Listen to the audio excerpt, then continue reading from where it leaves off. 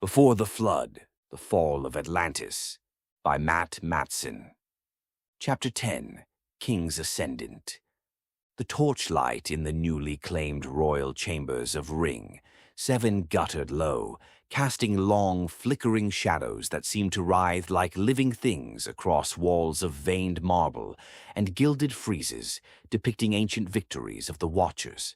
The air hung heavy with the mingled scents of cooling blood, crushed herbs from Lysandros's depleted satchel, still clutched in Leon's numb fingers, and the faint, acrid tang of scorched sand that clung to everything.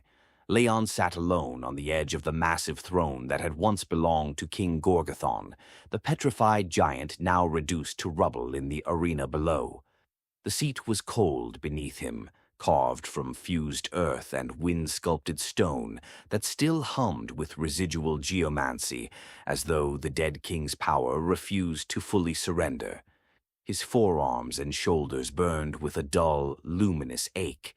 The blue scars left by Kion's flames had spread like radiant tributaries during the final battle, glowing faintly even now in the dimness, pulsing in time with his heartbeat. King of Ring 7. The title felt like a crown of thorns forged from the very corruption he had been sent to uproot. Stelios's final roar still echoed in his ears, the loyal tanks club driven into his own chest so that Leon alone might claim the throne without staining his hands further with the blood of brothers. Lysandros had fallen first, merciful and swift, his fractured mind at last granted peace. Pyrrhon and Boreas had perished in the second culling, their flames and winds spent in service to the vision. The olive branch token from the groves of Calliste rested heavy in Leon's palm, its living warmth the only thing anchoring him against the tide of grief and temptation that threatened to drown him. Kion's voice rumbled deep within his mind, low and amused, laced with that half-affectionate growl Leon had come to both dread and crave. "You are free now, pup. No more weak links to drag you down. The throne is yours. The rings await a true master, one who does not chain himself to the frailties of lesser men or the distant whispers of a silent creator." Leon squeezed the token until the wood bit into his calloused flesh, drawing a thin line of blood that mingled with the dried remnants of the arena. "Be silent," he whispered aloud, voice raw from the day's shouting and the roar of 30,000 throats hailing their new king. "The vision holds. The island will sink. Obedience endures." A soft knock at the chamber's heavy bronze doors pulled him from the abyss. 2 veiled servants, slaves marked with the trident of Atlantis, but bearing the subtle, almost imperceptible sigil of the faithful remnant hidden beneath their collars, entered bearing platters of bread, olives, watered wine, and fresh bandages. The elder of the two, a woman whose eyes met Leon's with quiet recognition, set her burden down and knelt briefly. "My lord king," she murmured, the title heavy with irony, only they understood. "Word spreads from the central palace. The battles in the other rings have concluded. The 10 rulers now ascend. Messengers bring reports and summons. The tournament of rulers begins at dawn tomorrow in the Golden Palace." Leon nodded, forcing his scarred arms to remain steady as he accepted a cup of wine. The liquid tasted of ash and salt, but he drank. "Tell me everything. Leave nothing out." The woman glanced at her companion, who moved to bar the doors against eavesdroppers. Then, in hushed tones that carried the cadence of secret prayers from the line of Seth, she recounted the ascensions. Across the 10 concentric rings, the blood price had been paid in full. Only 2 of Poseidon's original giant sons had defended their thrones against all challengers. The rest had fallen or been replaced by bloodline warriors, risen from the brutal brackets. Men and women whose bodies and minds already bore the grotesque marks of unchecked power. In Ring 1, the innermost sanctum of gold and crystal waterways shared by Poseidon and his favored heir, Prince Thalorion had prevailed as expected. The 14-foot Nephilim, fused already with thick crustacean-like armor and massive claws from his altering invocations, had commanded the central canals themselves. Challengers were drowned in orchestrated floods before they could close the distance. Thalorian's body no longer allowed him to remove the armor. It had become his second skin, glistening wetly with perpetual seawater that dripped from every joint. His eyes, cold, politically shrewd, had scanned the luxury boxes where the Egyptian giants roared with laughter, and he had smiled as though the entire spectacle were but another move on his personal chessboard. "The favorite son remains," the servant whispered. "Co-ruler still, his father's shadow lengthening over him." Ring 10, the outermost and most militarized ring of bronze fortifications and endless training fields, had seen King Tetanor crush his final challenger with contemptuous ease. The colossal enforcer, already the most physically imposing of Poseidon's sons, had invoked his gigamancy to reverse gravity itself. The unfortunate bloodline warrior had been hurled skyward and smashed into the arena's reinforced ceiling with bone-shattering force. Titanor's own body had grown magnetically unstable in the process. Metal objects now flew toward or away from him without warning, clattering across the throne room floor as he paced. His laughter had been brutal, echoing the Egyptian mockery from above. "Let the weaklings come. Flesh fails, as it must."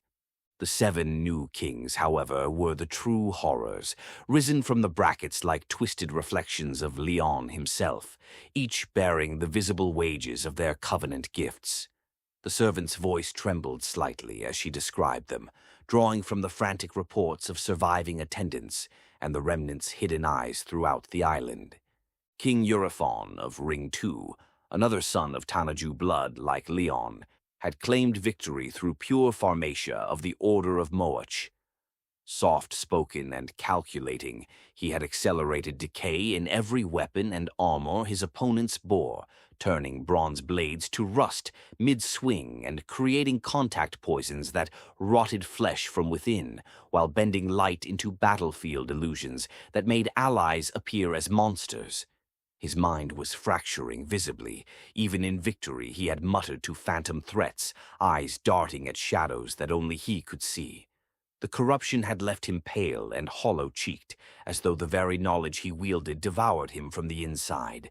King Sablion of Ring 3, an Eastern bloodline warrior of the Order of Guff, had grown extra-armored limbs and thick stone-like hide through relentless altering.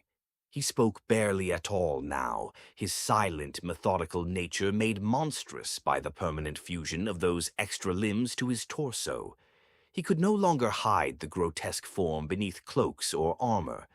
It protruded from his back and sides like living tumors of chitin and rock, each limb twitching with residual power. Leon felt a chill at the description. Too close to what Kion whispered he himself might become if he embraced the flames without restraint. King Zephyrian of Ring 4, from the Aegean Isles of Keftiu, had dominated with full aeromancy. Arrogant showman that he was, he had played to the roaring crowds with cutting gusts and suffocating vacuums, lifting foes into the air only to dash them against the marble tiers. Yet his lungs now filled with toxic air of his own making.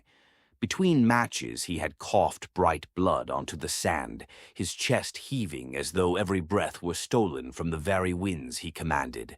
His wind-tousled hair hung limp and graying, the price of prolonged use etched into his arrogant features. King Malachor of Ring 5 carried the distant taint of Egyptian bloodlines among the spectators' cousins.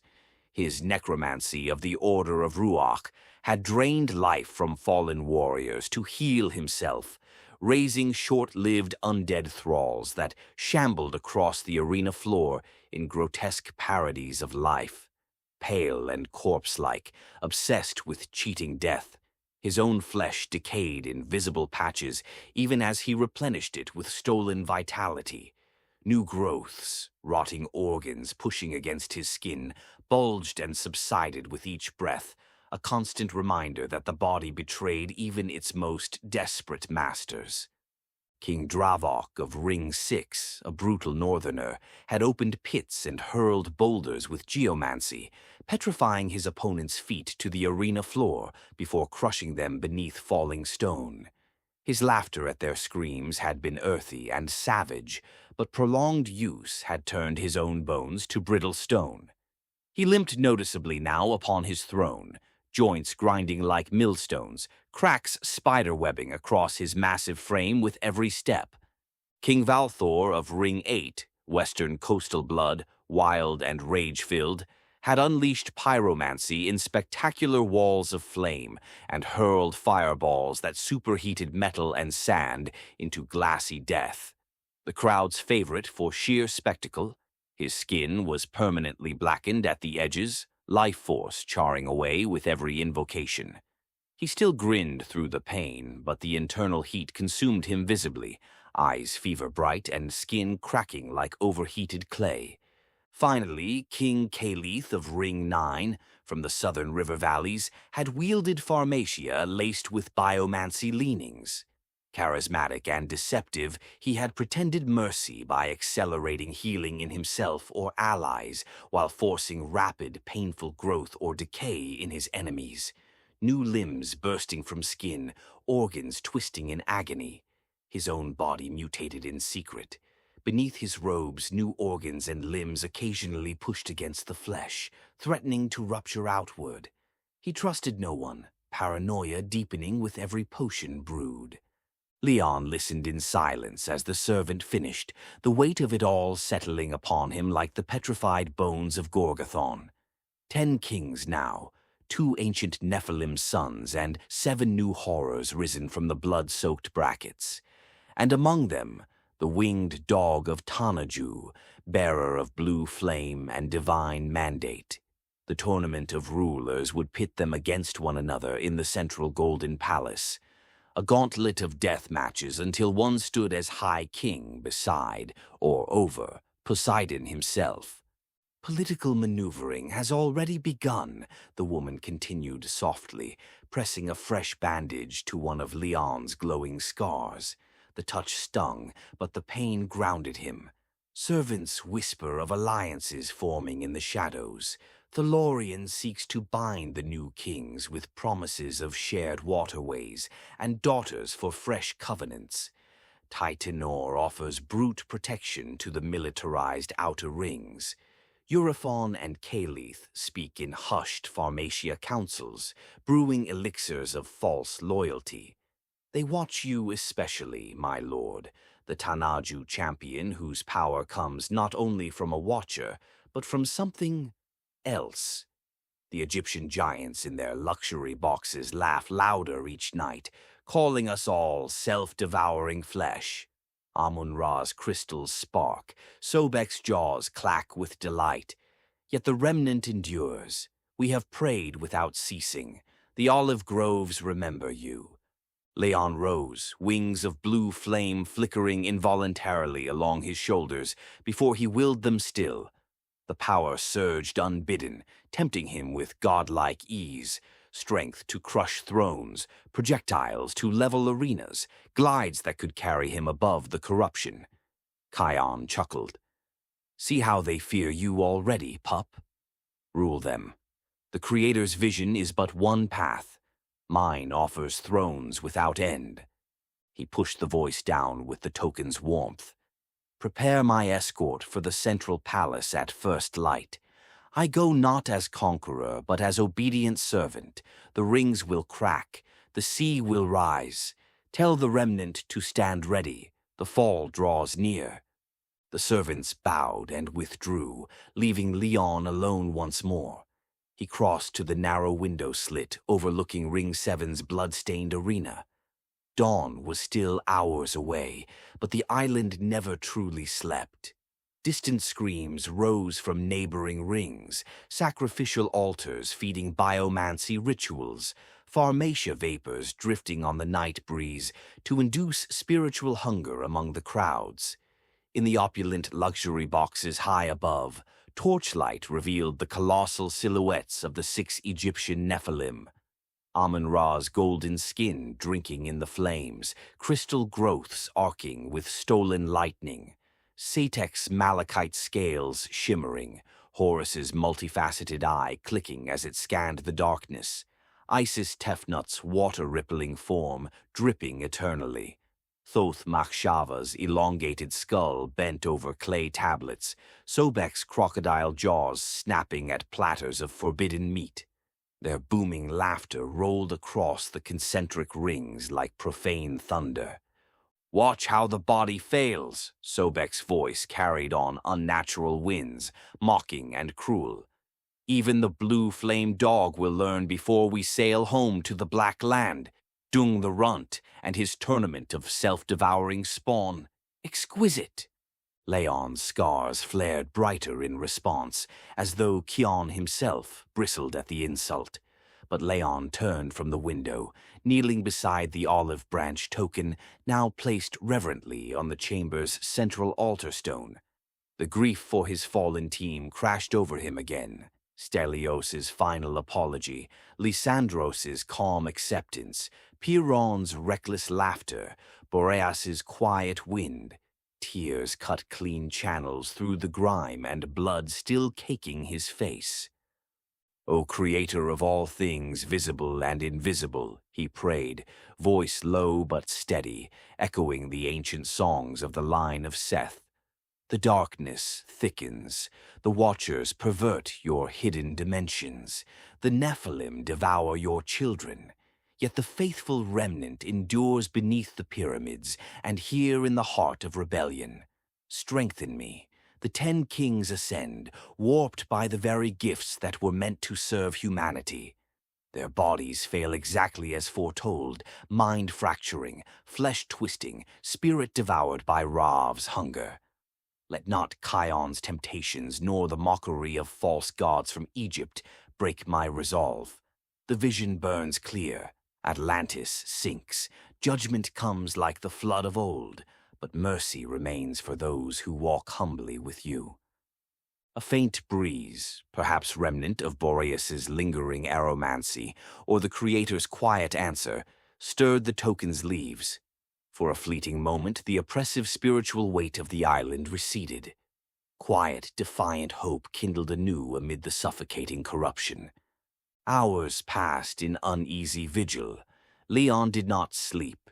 Instead, he reviewed the reports again, committing the new king's weaknesses and horrors to memory. Eurithon's fracturing mind could be turned against him with the right words. Sableon's fused limbs made him slow despite raw power. Zephyrion's toxic lungs offered openings in prolonged fights. Malakor's dependence on stolen life could be starved.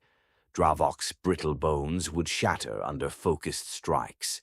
Valthor's internal charring made him reckless.